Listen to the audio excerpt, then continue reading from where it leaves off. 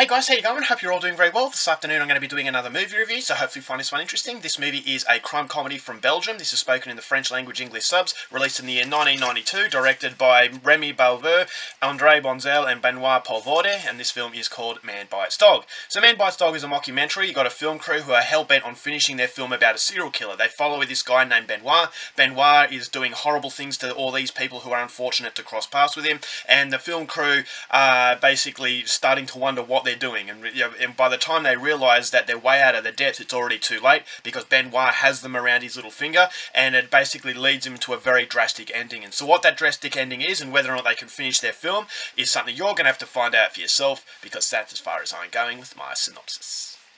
Now my thoughts on Man Bites Dog.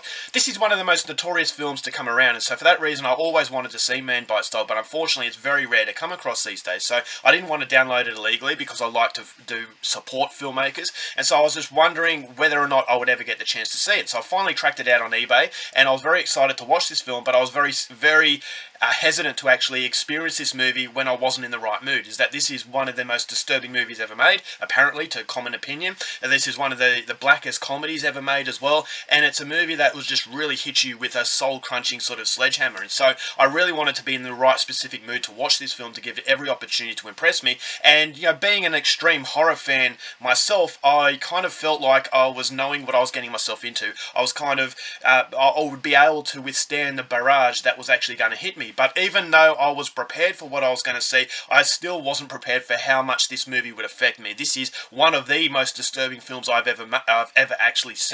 This is a movie that is really gritty. It's got no humanity in this movie whatsoever. That is contributed by the found footage approach that this movie has. It's in black and white. So the black and white is just basically sucking all the colour out of this film. All the human decency is gone. And it's for a very deliberate reason. And that reason is actually quite brilliant. But in places, it kind of prevents this movie from being the masterpiece that a lot of people make it out to be. Now, to start off with, this is a movie about violence. This is a movie about the social commentary on violence and how violence doesn't affect us if we don't know the victim. And so I say this time and time again on the news, when you see someone that's died in another country, it doesn't hit you very hard. But if you're a family member or a close friend, it will be a devastating sort of impact. And this movie really shows, and it showcases that thought process behind Benoit, the psychopathic killer. And this is what makes it scary, is because in some regards, we are the same as Benoit.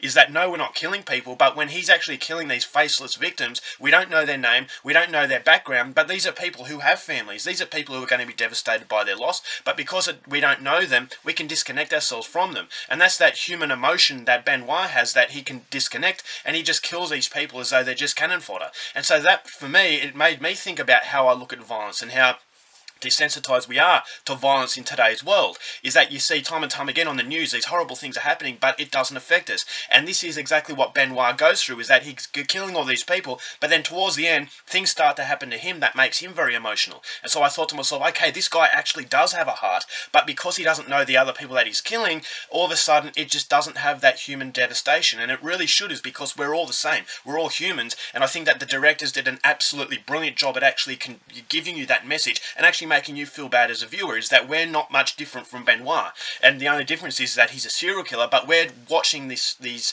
horrible acts, and it's not hitting us as much because the movie doesn't have any depth to the characters at all. And that was done for a very specific reason, and that's why it makes the film very thought-provoking, is that on the outside it's a very superficial and simplistic film. It's just about a guy going around killing people and the film crew actually just documenting it, but underneath you've got that social commentary on violence and how if you can disconnect yourself from the person that the violence has actually been thrust upon, then we can just look over it. It's just basically pushed under the rug, and it doesn't really hit us with the emotion that it really should. And so as a dark comedy, I thought it was very, very well done. There's a very good script. I thought the script was kind of, it almost felt like it was ad-lib, that they were making it up as they're going along, because it felt very natural. And the whole film just has that natural quality, and that's contributed from the found footage approach and the fact that it's very black and white. And so the black and white gives you that very grimy, gritty sort of underworld that the movie is depicted, and it gives you the insight into the world of Benoit. As I said, there is no development in this film. There's no depth. Therefore, the grey colouring just gives you that impression that you're almost trapped in hell.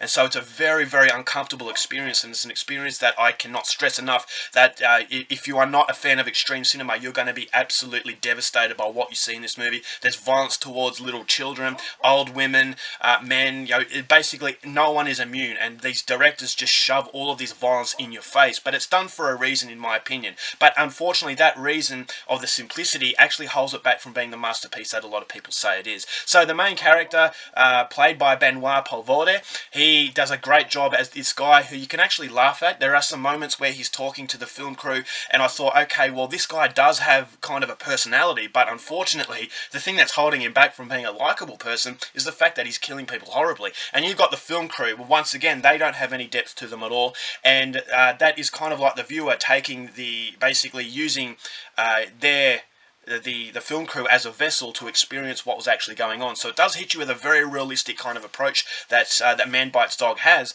and it just makes it even more uncomfortable. I thought the violence wasn't excessive. Yes, the violence is extremely hard-hitting, and it is very, very frequent, but it's not done in a way where it's trying to push over the gore to a point where it's shocking you for just the sake of shocking you.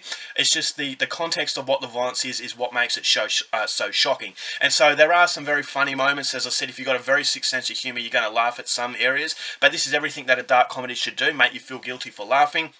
And it also makes you feel guilty for not feeling the devastation for these people that you don't know as you would for people that you do know. And so it's something to really think about in how we actually view violence in today's society. But unfortunately, as I said, the movie is brilliant. There are moments where it was absolutely fantastic, but unfortunately, the lack of depth actually halts its progression to somewhat. As I said, it's very deliberate, showing you the fact that violence is just another act of life, and that is something that we can just push aside. But unfortunately, it does become repetitive here and there. It's just very quick. Sometimes there's very quick shots of people being killed, bang, bang, bang. You do become desensitized to it, and once again, that can work as a favor because it's scary that you see so much violence, and all of a sudden it's just second nature. But unfortunately, as I said, it does become repetitive. You do feel like you've seen some scenes before, and that prevents it from being the masterpiece. It's a very minute problem, but it's a problem that does prevent it from getting a full 5-star review.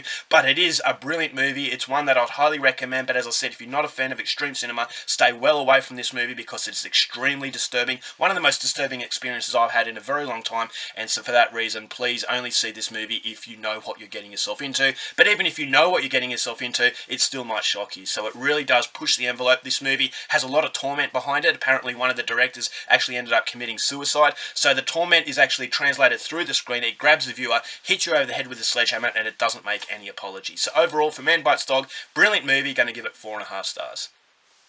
Alright guys, that's it for my review. Hope you enjoyed it. Till next time, keep watching movies, and I'll see you later.